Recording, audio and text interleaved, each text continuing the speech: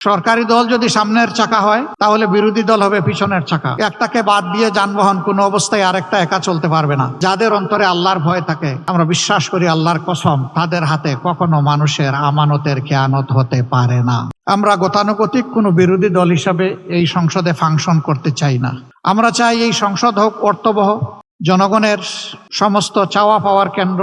সরকারি দল তারাও যেমন দায়িত্বশীল ভূমিকা পালন করবেন, আমরাও বিরোধী দলের অবস্থান থেকে দায়িত্বশীল গঠনমূলক ভূমিকা পালন করতে চাই। আসসালামু আলাইকুম ওয়া রাহমাতুল্লাহ।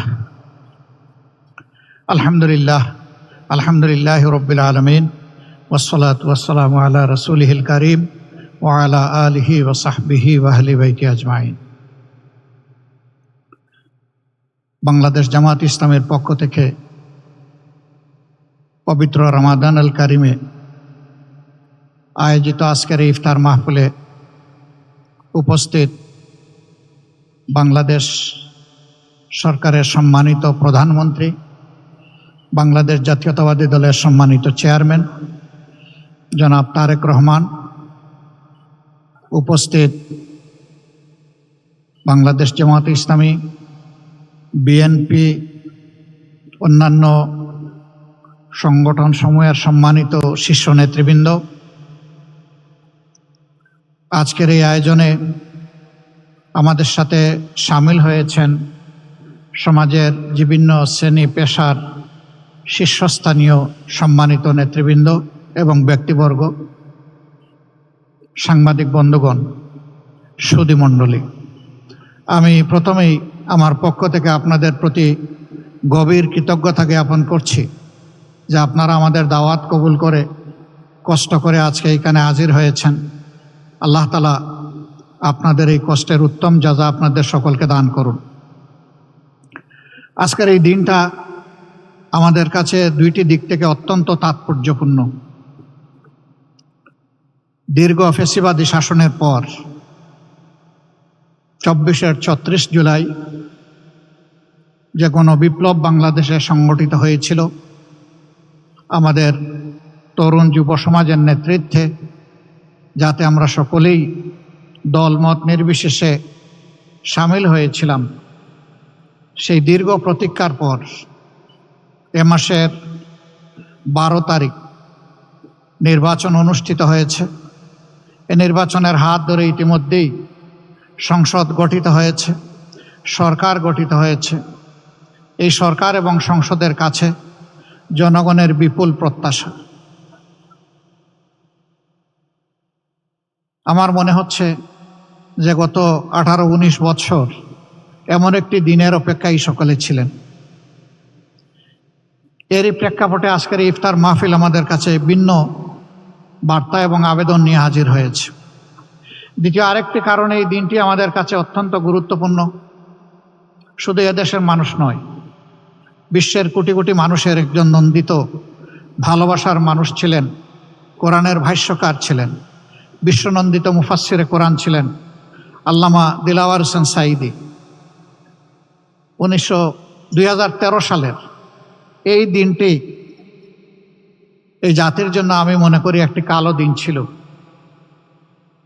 এই ধরনের কোরআনের একজন সেবককে, ভাষ্যকারকে সেদিন একটি পারভার্টেড কোর্ট তাকে মৃত্যুদণ্ডে দণ্ডিত করেছিল। তার প্রতিবাদে শুধু আমাদের দলীয় কর্মীরা নয়, সারা দেশের মানুষ বিক্ষোভে ফেটে পড়েছিল। মানুষের এই স্বতঃস্ফূর্ত প্রতিবাদকে দমন করার জন্য সরকার অস্ত্রের ভাষা খুঁজে নিয়েছিল এবং একদিনেই 70 জন মানুষকে খুন করেছিল। এরপরে এক সপ্তাহের ভিতরে সর্বমোট 164 জনকে খুন করা হয়েছিল। আমি জানি না বিশ্বের ইতিহাসে দ্বিতীয় এমন কোনো নজির আছে কিনা। আজকের এই দিনে আমি গভীর শ্রদ্ধার সাথে সেই মহান ব্যক্তিত্বকে স্মরণ করছি। মহান মওলায়ে আজিমের দরবারে দোয়া করছি আল্লাহ যেন তার এই গোলামকে মর্যাদাবান শহীদের কাতারে সামিল করে নেন। আমাদের দুঃখ এখানে থেমে যায়নি। এ মানুষগুলোকে খুন করা হলো, তারপরে তাদের আপনজনের বিরুদ্ধেই আবার হত্যা মামলা টুকে দেওয়া হলো। সেই মামলায় অভিযুক্ত লোকেরা বিভিন্নভাবে নাজেহাল হয়েছেন, আবার অনেকের জীবন আদালতের আঙ্গিনা দেখার আগেই শেষ হয়ে গেছে, তাদের জীবন প্রদীপ নিভে গেছে। হাজার হাজার মানুষকে সেদিন গুলি করে আহত এবং পঙ্গু করা হয়েছে। সেই ক্ষত আমাদের মন থেকে খুব সহজে মুছে যাবার নয়। আল্লামা দিলওয়ার হোসেন সাঈদীর মতো করেই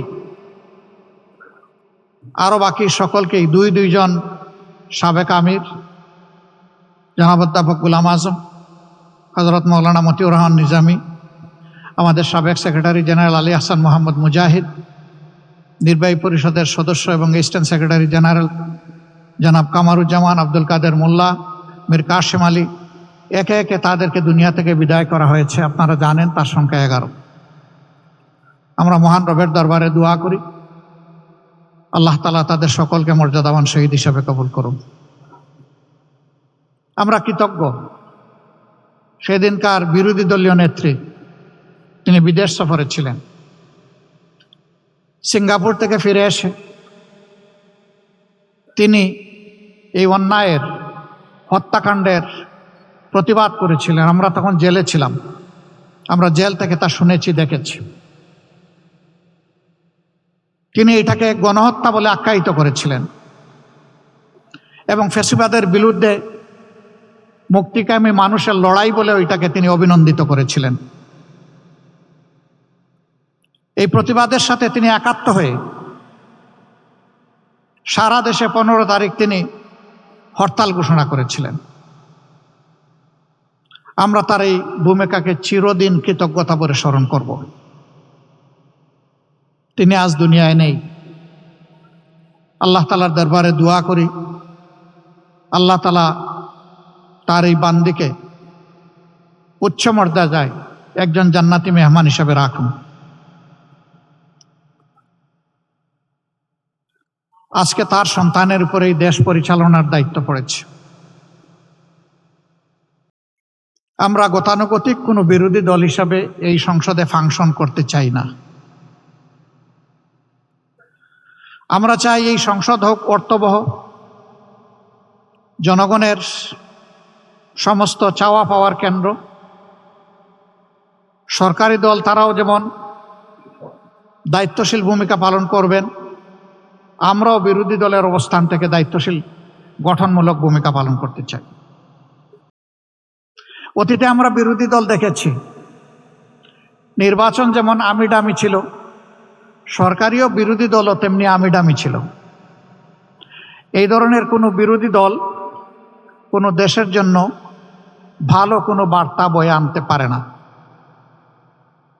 সরকারের গৃহীত সকল সঙ্গত পদক্ষেপে আমাদের পূর্ণ সমর্থনও থাকবে, সহযোগিতাও থাকবে। কিন্তু আমাদের বিবেচনায় আমরা যদি দেখি যে সরকার কোনো অসঙ্গত সিদ্ধান্ত কিংবা পদক্ষেপ নিয়েছেন, আমরা প্রথমে দৃষ্টি আকর্ষণ করব, করে সহযোগিতা করব। সরকার আমাদের পরামর্শগুলো গ্রহণ করলে আমরা কৃতজ্ঞ হব, জাতি উপকৃত হবে। সরকার আমাদের পরামর্শ গ্রহণ না করলে বিরোধী দলের যে ভূমিকা সেইটাই আমরা পালন করব। আমরা জাতির অধিকারের পক্ষে দাঁড়াবো এবং জাতিকেও আমাদের সাথে সামিল থাকতে বলবো। তবে আমরা এই সদিচ্ছাই রাখতে চাই, এই ধারণাই পোষণ করতে চাই যে এই সরকার সংসদকে আগামীতে এগিয়ে যাওয়ার বাহনে পরিণত করবে। কোনো বাহন কখনো এক চাকায় চলে না, দুটো চাকা মিনিমাম লাগবে। সরকারি দল যদি সামনের চাকা হয়, তাহলে বিরোধী দল হবে পিছনের চাকা। একটাকে বাদ দিয়ে যানবাহন কোনো অবস্থায় আরেকটা একা চলতে পারবে না। আমরা সেই পথ চলায় সমন্বয় চাই এবং পারস্পরিক সম্মানের জায়গাটা চাই। আমরা আমাদের মহান জাতীয় সংসদের একটা সেকেন্ড নষ্ট হোক এইভাবে এটার আমরা প্রত্যাশা করি না যে জাতীয় সংসদ হবে কারো চরিত্র হননের কেন্দ্রবিন্দু, বরঞ্চ জাতীয় সংসদ হবে দেশের সমস্যার সমাধানের কেন্দ্রবিন্দু। যে সমস্ত ব্ল্যাক ল এখনো আমাদের সংবিধানে রয়ে গেছে, আমরা সম্মিলিতভাবে সেগুলা দূর করার প্রয়াস চালাবো। আর জাতিকে একটা সুস্থ, বিকশিত, সম্মানের জাতি হিসাবে বিশ্বের দরবারে দাঁড় করানোর জন্য যে আইন সংযোজনের প্রয়োজন, আমরা প্রত্যাশা করব যে সরকারি দল এবং বিরোধী দল মিলে সেভাবেই আমরা এগিয়ে যাব। যদি এই রাজনীতিটা আমরা করতে পারি, তাহলে অতীতের রাজনীতির যে হতাশাজনক ধারা এখন পর্যন্ত জাতিকে গ্রাস করে আছে, তার করাল গ্রাস থেকে আশা করি এই জাতি মুক্তি পাবে ইনশাআল্লাহ। আমি আজকের এই মুহূর্তে বড় শ্রদ্ধার সাথে স্মরণ করছি সেই সমস্ত বীরদেরকে যারা 47, 52, 71, 90, 24 এই সময়গুলোতে শুধুই জাতির জন্য লড়াই করে জীবন দিয়ে দুনিয়া থেকে বিদায় নিয়েছেন। আল্লাহ তাদের সকলকেও মর্যাদাবান শহীদ হিসাবে কবুল করুন। বিশেষ শ্রদ্ধার সাথে স্মরণ করছি 24-এ আমরা যখন জেলে ছিলাম, বিভিন্ন দলের নেতৃবৃন্দ মাঝে মাঝে বসতাম, বিভিন্ন আলাপ আলোচনা করতাম। আমরা কল্পনা করি নাই 24 সালের 7 জানুয়ারির নির্বাচনের পর ফ্যাসিবাদ এইভাবেই বিদায় নিবে, পালিয়ে যাবে, এটা আমরা কল্পনাও করি নাই।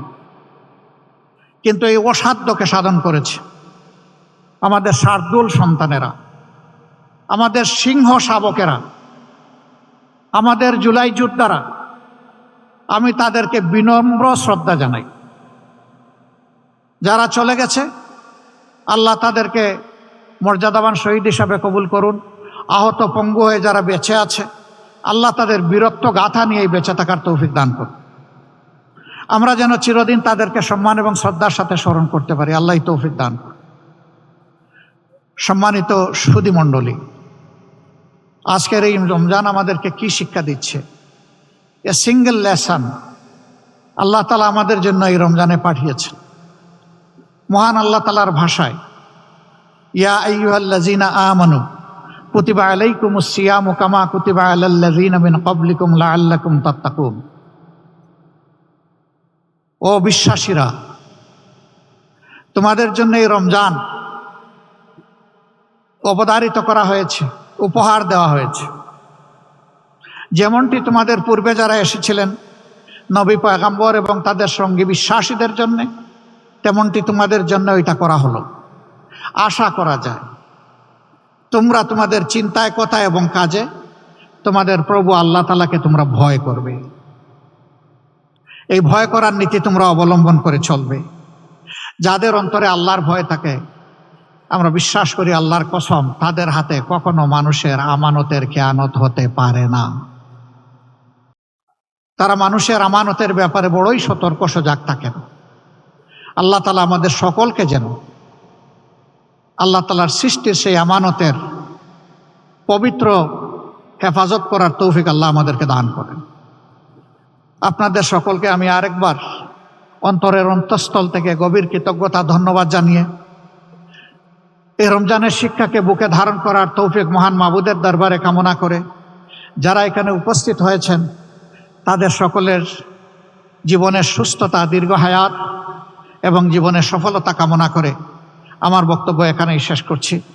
এবার আমি বিনয়ের সাথে অনুরোধ করব, আরেক মজলুম একই সাথে জেলে গেছেন, বারবার জেল জরিমানার মুখোমুখি হয়েছেন, বিশিষ্ট আলেমে দ্বীন, বাংলাদেশ খেলাফত মজলিসের সম্মানিত আমির আল্লামা মামুনুল হক, তিনি এখানে এসে আমাদের সকলকে সাথে নিয়ে আল্লাহর দরবারে হাত তুলবেন, মোনাজাত করবেন। সবাইকে ধন্যবাদ। আসসালামু আলাইকুম ওয়া রাহমাতুল্লাহ।